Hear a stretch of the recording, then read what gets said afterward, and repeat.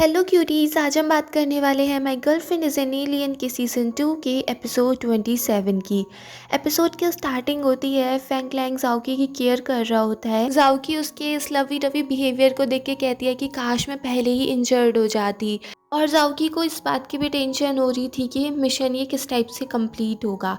Fang Lang कहता है कि उसकी टेंशन मत लो, मैंने काफ़ी सारे हार्मोन्स बचा के रखे हुए हैं, तो वो मैं जियांगशी को सेंड कर दूंगा तो तुम्हारा मिशन कंप्लीट हो जाएगा। जाओकी कहती है कि तुम्हारे पास हार्मोन एलिमेंट थे तो तुमने फिर झूठ क्यों बोला। फैंगलैंग कहता है अगर मैं झूठ नहीं बोलता तो तुम मेरी कंपनी में काम करने कैसे आती, फिर मैं तुम्हें दोबारा से परस्यू कैसे करता। जाओकी इसको देख के कहती है तुम तो बड़े चालाक निकले। फिर वो सब लोग वहाँ पे डिनर करते हैं और मिस चाय जियांगशी के बारे में ही बातें कर रही होती हैं कि वो कितना बुरा निकला, उसने जाओकी के साथ ये किया वो किया। उस सबको देख के जाओबू कहती है कि मुझे नहीं लगता था कि जियांगशी को इतना ज़्यादा ऑब्सेशन होगा जाओकी से, ये सिर्फ उस जेनेटिक मैच की वजह से ही हुआ होगा। जाओकी कहती है कि हाँ, हम दोनों 99% मैच थे और ये हमारे प्लेनेट का हाईएस्ट रिकॉर्ड था। उसकी बातें सुन के मिस चाय को लगता है ये लड़की क्या बातें कर रही है। फिर जाओकी फैंगलैंग से पूछती है कि तुम अपसेट तो नहीं हो। फैंगलैंग कहता है इसमें अपसेट होने वाली क्या बात है, वो तो कुछ डेटा के बेस पे ही तुम्हारा जेनेटिक मैच है, उसमें फीलिंग्स इन्वॉल्व थोड़ी ना थी। उसको देख के जाओकी कहती है हाँ तुम तो बहुत इंटेलिजेंट हो, मगर फैंगलैंग थोड़ा अपसेट था। फिर दिखाते हैं ऑफिस में असिस्टेंट हैन बता रहा होता है कि अब हम जल्दी से उस परफ्यूम का मास प्रोडक्शन शुरू कर सकते हैं, और वहाँ पे फैंगलैंग अभी भी उसी बात से नाराज़ था। वो जाओकी से कहता है कि तुम ऐसा कुछ नहीं कर सकती कि तुम्हारा उससे 99% वाला मैच ब्रेक हो जाए। जाओकी कहती है कि तुम अभी तक उस बात को लेके बैठे हो। फैंगलैंग कहता है कि मैं नहीं चाहता कि मेरी गर्लफ्रेंड किसी और के साथ 99% जेनेटिकली मैच्ड हो। जाओकी कहती है कि जाओबू एक रोबोट है, तब भी वो फैंगली के साथ प्यार कर रही है। वो दोनों अलग स्पीसीज़ हैं और उनमें तो जेनेटिकली मैच हो भी नहीं सकता है, तब भी उन लोगों को कोई प्रॉब्लम नहीं है। फैंगलैंग कह देता है तो एक ऐसा सिस्टम बनाओ जो कपल्स की कंपैटिबिलिटी चेक करे, और फिर दोनों गुस्सा होकर बैठ जाते हैं। असिस्टेंट हैंड सोचने लगता है कि ये कैसी बातें कर रहे थे, एलियंस की, रोबोट की, कहीं मुझे ज़्यादा ही तो पता नहीं चल गया है। फिर वो सोचता है मगर इस टाइम मुझे इन दोनों की प्रॉब्लम को सॉल्व करना पड़ेगा। असिस्टेंट हैन उन दोनों से कह देता है कि हमारे प्लेनेट पे सबको चेक करने का सिर्फ एक ही तरीका है, पेरेंट्स से मिलना। फिर दिखाते हैं मिस चाय जाओकी और जाओबू को क्लास दे रही होती हैं कि जब पेरेंट्स से मिलते हैं तो कैसे बिहेव करना है। वो जाओकी से कहती हैं कि फैंगलैंग की स्टेप मॉम तुम्हें ज़्यादा परेशान कर सकती हैं क्योंकि फैंगलैंग उनका स्टेप सन है, पर जाओबू को टेंशन लेने की ज़रूरत नहीं है क्योंकि फैंगली उनका अपना बेटा है, तो वो जाओबू को अच्छे से ट्रीट करेंगी। जाओकी बड़ी नर्वस हो जाती है कि कल क्या होगा। जाओबू कहती है कि उन लोगों को तो डायरेक्ट घर ही जाना होता है और हमें कितना कुछ सीखना पड़ रहा है।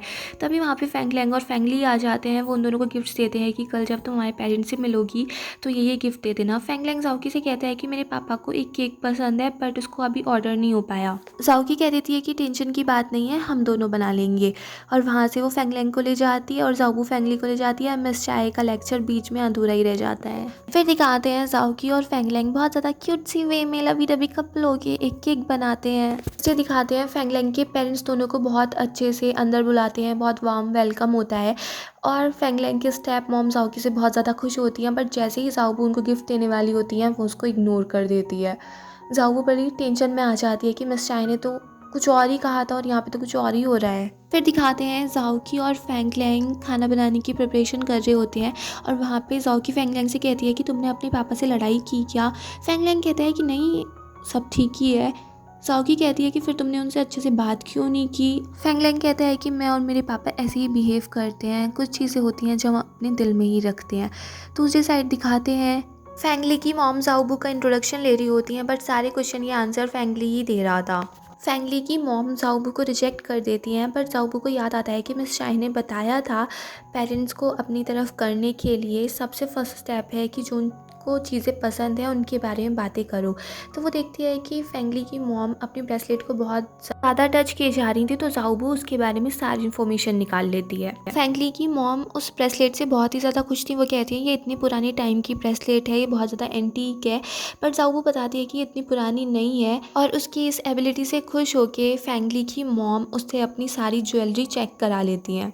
एक नेकलेस को देख के जाओबू कहती है कि इस नेकलेस को आप अपने पास ज़रूर रखिएगा क्योंकि अगले 3 सालों में इसकी कीमत बढ़ने वाली है। फैंगली की मॉम खुश हो जाती हैं, बट फैंगली कहता है ये थोड़ा ओल्ड फैशन नहीं लग रहा। फैंगली की मॉम कहती है तुम्हें क्या पता फैशन के बारे में, नेक्स्ट पार्टी में मैं इसी को पहन के जाऊँगी।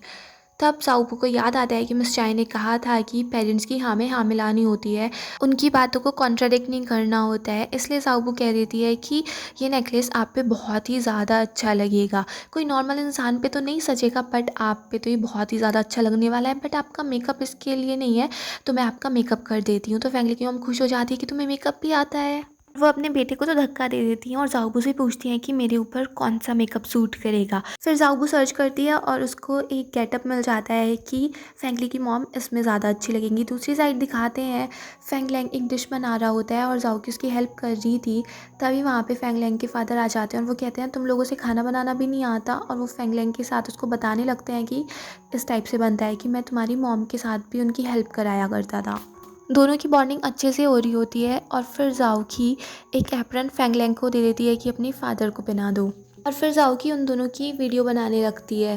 फैंग लैंग के फादर उसको बता रहे थे कि ये डिश मैं तुम्हारी मॉम के लिए बनाया करता था, और फिर फैंग लैंग कहता है कि मुझे याद है कि बचपन में मेरी मॉम मेरे लिए एग कस्टर्ड बनाया करती थी।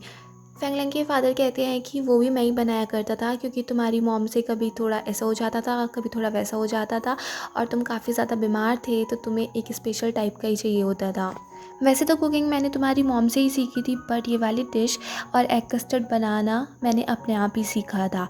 फैंग लैंग कहता है कि जब आप मेरे लिए इतना कुछ करते थे तो आपने मुझसे कभी कुछ कहा क्यों नहीं। फैंग लैंग के फादर कहते हैं कि इसमें बताने की क्या ज़रूरत थी, बस तुम्हें अच्छा लगता था यही काफ़ी था। फिर फैंग लैंग के पापा वो डिश जाओकी से टेस्ट कराते हैं और जाओकी को बहुत ही ज़्यादा पसंद आती है, और फिर फैंग लैंग के पापा फैंग लैंग का हाथ जाओकी के हाथ में दे देते हैं और कहते हैं कि अब से मैं इसे तुम्हें सौंपता हूँ।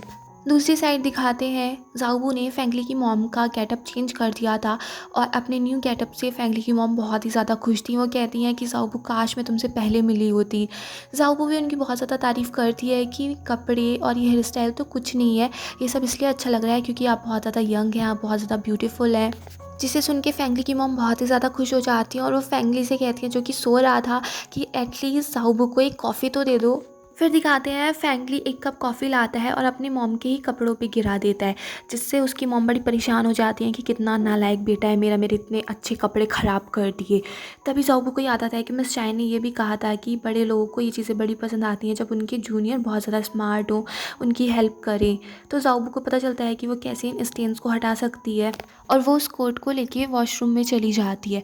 फिर दिखाते हैं फैंगली की मॉम अपने बेटे को बड़ी घूर घूर के देख रही होती है और उससे कहती हैं कि मुझे नहीं लगता है तुम मेरी प्यारी जाओबू के काबिल हो। फिर फैंगली की मॉम कहती हैं कि मुझे जाओबू का किसी और से इंट्रोड्यूस कराना चाहिए जो उसके लायक हो, वो कितनी ज़्यादा कैपेबल है, कितनी ज़्यादा स्वीट है और ये और वो है। फैंगली उनको देख के कहता है कि मुझे लगा था कि आपको जाओबू पसंद नहीं है। फैंगली की मॉम कहती हैं कि तुम जाओबू के लायक नहीं हो, तुम्हारे पास इन लंबे पैरों के अलावा और है ही क्या। फैंगली कह देता है कि मैंने उसके लिए तो एक आर्ट कंपटीशन तक जीता था, जिसे सुन के उसकी मॉम बहुत ज़्यादा गुस्सा हो जाती है कि तुमने मुझसे मना किया था ना कि तुम अब पेंटिंग नहीं करोगे, अच्छे से पढ़ाई करोगे। और फिर वो अपने बेटे को समझाने लगती हैं कि कंपनी में जाना कितना ज़्यादा ज़रूरी है, अपनी पेंटिंग से ही तुम अपना पेट नहीं पाल सकते हो। जब उन्हें फैंगली बताता है कि उसकी एक पेंटिंग 1 मिलियन में बिक रही थी तो उसकी मॉम बड़ी खुश हो जाती है और वो कहती हैं कि पेंटिंग को तुम अपनी साइड जॉब की तरह रख सकते हो, ऑफिस से आया करना और फिर साइड में पेंटिंग कर लिया करना। फिर वो पूछती है कि तुम्हें पेंटिंग सिखाई किसने। वो कहता है कि जाओबू ने सिखाई, और तभी वहाँ पे जाओबू आ जाती है कोट लेके जो उसने बिल्कुल ठीक कर दिया था। और फैंगली की मॉम बड़ी खुश थी कि जाओबू कितनी ज़्यादा अच्छी है और मेरा नालायक बेटा तो उसके लायक बिल्कुल भी नहीं है। फिर वो जाओबू से फैंगली के बारे में कहने लगती हैं, भले से ये चाइल्डिश है बट ये बहुत ज़्यादा काइंड है, और उनसे कहती हैं कि अपनी रिलेशनशिप को जल्दी से आगे बढ़ाओ, शादी कर लो, सेटल डाउन हो जाओ, और फिर फैंगली को ऐसी पेंटिंग सिखाना जिससे उसका हर एक पीस 1 मिलियन का बिके और फिर तुम दोनों अमीर हो जाओगे। फैंगली कहता है कि मॉम आप हर बात में पैसे घुसा देती हो। फिर फैंगली देखता है कि उसकी मॉम और जाओबू के बीच में इतनी अच्छी बॉन्डिंग हो रही होती है। वो कहता है कि इतना अच्छा माहौल है कि मैं मॉम आपको एक बात बताना चाहता हूँ कि मैं इतने टाइम से कोई यूनिवर्सिटी नहीं गया और वो कोई यूनिवर्सिटी भी नहीं है, और उसे सुन के उसकी मॉम बहुत ही ज़्यादा गुस्सा हो जाती है। फिर दिखाते हैं जाओकी फैंग लैंग के लिए अपनी मैजिक पावर से एक डिश बाहर निकाल रही होती है बट वो बीच में ही गिर जाती है।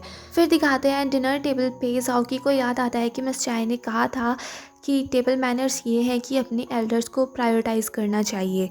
तो जो डिश उसको फैंग लैंग ने दी थी वो उसके फादर के सामने रख देती है कि प्लीज़ आप इसको खाइए, और इसी तरीके से ज़ाओबू भी फेंगली की मॉम के सामने रख देती है और फिर उन लोगों में यही खाना एक्सचेंज होने लगता है और सब बहुत खुशी खुशी डिनर कंप्लीट कर लेते हैं। नेक्स्ट डे दिखाते हैं ज़ाओ की वेट कर रही थी कि फेंगलेंग उसको लेने आने वाला है और मिस चाय उसको समझा रही थी कि फेंगलेंग ये सब कुछ इसलिए कर रहा है क्योंकि वो तुम्हें ये दिखाना चाहता है कि वो तुम्हारी केयर करता है। और तभी वहाँ पे ज़ाओ की एक केक को अपनी मैजिक पावर से उठा रही थी बट वो बीच में ही गिर जाता है और इतने में वहाँ पे फेंगलेंग आ जाता है। ज़ाओ की कहती है कि ये केक मैंने तुम्हारे लिए प्रिपेयर किया था बट देखो अब ये वेस्ट हो चुका है। और फिर उस केक को ही लगा के दोनों एक साथ खेलने लगते हैं और वहाँ पे फिर फेंगलेंग के पास फ़ोन आता है। उसको पता चलता है कि उनका परफ्यूम की मास प्रोडक्शन एकदम हिट रही। ज़ाओ की कहती है तो चलो जल्दी से मैं इसको फिर से ब्लेंड करना शुरू करती हूँ। फेंगलेंग कहता है कि नहीं तुम फिर किसी और टाइम कर लेना, अभी तुम काफ़ी थकी हुई हो। पर ज़ाओ की करने लगती है, वो कहती है कि चलो तुम मेरी आके हेल्प कर दो।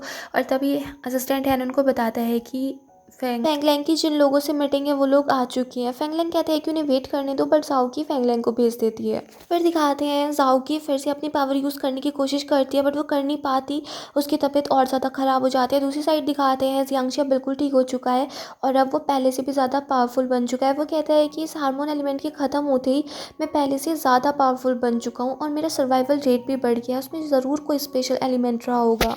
तभी कैंडी उसको दिखाती है कि फेंगलेंग ने ये हार्मोन एलिमेंट भेजा है। जियांगशी कहता है कि वो मुझे जल्द से जल्द इस प्लेनेट से बाहर भेजना चाहता है। वो कैंडी से कहता है कि अगर मैं इस टाइम स्पेसशिप बुलाऊं तो कितने टाइम में स्पेसशिप यहाँ तक आ जाएगा। कैंडी कहती है कि उसको आने में अभी से लगभग आधा महीना तो लग ही जाएगा। और वो बताती है कि ज़ाओ की भी ठीक ही है मगर मैंने उसकी पावर कुछ डिटेक्ट की है कि उसकी पावर ख़त्म होती जा रही है। जियांगशी कहता है कि जहाँ तक मेरी कैलकुलेशन है आज 76 डे है जब वो अर्थ पे है। दूसरी साइड दिखाते हैं ज़ाओ की से टेंशन में थी कि मेरी पावर्स के साथ क्या हो रहा है। तभी फेंगलेंग वहाँ पे आ जाता है और वो कहता है कि चलो डिनर पे चलते हैं। बट ज़ाओ की कहती है कि नहीं मेरा ज़ाओबू के साथ प्लानिंग है तो आज मैं तुम्हारे साथ डिनर पे नहीं जा सकती। और वो जैसे ही उठ के वहाँ से जा रही थी उसकी तबीयत अचानक से ख़राब हो जाती है। फेंगलेंग उसको रोकने की कोशिश करता है बट ज़ाओ की कहती है कि मेरे पेट में दर्द हो रहा है और वहाँ से भाग जाती है। फिर दिखाते हैं ज़ाओबू ज़ाओ की का चेकअप करती है पर उसमें कोई प्रॉब्लम नहीं आती। तभी वहाँ पे जियांगशी आ जाता है। वो ज़ाओ की से कहता है कि हम अपने प्लेनेट वाले लोगों को सर्वाइवल के लिए एनर्जी की ज़रूरत होती है, उसको मेंटेन करना पड़ता है और तुम अर्थ पे हो तो इसलिए तुम्हारी एनर्जी मेंटेन नहीं हो पा रही और फिर तुमने अभी फेंगलेंग को एक अटैक से भी बचाया, इसलिए तुम्हारी एनर्जी जल्द से जल्द ख़त्म होती जा रही है, इसलिए तुम्हारे साथ ऐसा हो रहा है और इसलिए मैं तुमसे कह रहा हूँ कि प्लेनेट पे वापस चलो। ज़ाओ की कहती है कि नहीं अगर मैं प्लेनेट पे जाऊँगी तो मैं फेंगलेंग से अलग हो जाऊँगी, जो मैं बिल्कुल भी नहीं चाहती। वो ज़ाओबू से कहती है कि ये पता लगाओ कि मैं अपनी पावर बिना यूज़ किए कितने टाइम तक अर्थ पे सर्वाइव कर सकती हूँ। ज़ाओबू उसको बताती है कि मुश्किल से 1 महीना और फिर तुम धीरे धीरे और ज़्यादा कमज़ोर होती जाओगी और फिर तुमसे चला भी नहीं जाएगा। ज़ाओ की कहती है कि ये बात फेंगलेंग को मत बताना। फिर दिखाते हैं ज़ाओ की गहन सोच में थी और तभी वहाँ पे फेंगलेंग आ जाता है। वो उससे कहता है कि तुम आजकल बहुत ज़्यादा वीक लग रही हो, इसलिए देखो मैं तुम्हारे लिए फ्राइड चिकन लेके आया हूँ। ज़ाओ की उन चिकन को देखती है और वापस रख देती है। वो कहती है कि आजकल मैं डाइट पे हूँ। चलो अच्छा ये बताओ कि अभी तक तुमने मेरे लिए कितना कुछ किया है, तो मेरी सारी बातें पता है, तो कुछ ऐसा है जो तुम अपने लिए करवाना चाहते हो। फेंगलेंग कहता है कि मैं तुमसे प्यार करता हूँ इसलिए जितनी भी चीज़ें तुम करती हो मुझे वो सारी चीज़ें पसंद आती हैं। ज़ाओ की कहती है नहीं कुछ ऐसा होगा ना जो तुम्हारी विश होगी, जो तुम करना चाहते हो, चलो एक लिस्ट बनाते हैं। और फिर वो फेंगलेंग को उसके घर भेज देती है और गेट बंद करते ही वो बड़ी सैड हो जाती है और यहीं पे एपिसोड फिनिश हो जाता है। अगर आपको ये पसंद आया हो तो प्लीज़ मेरे चैनल को सब्सक्राइब करें, लाइक करें, शेयर करें, कमेंट्स करें and bye bye till next video.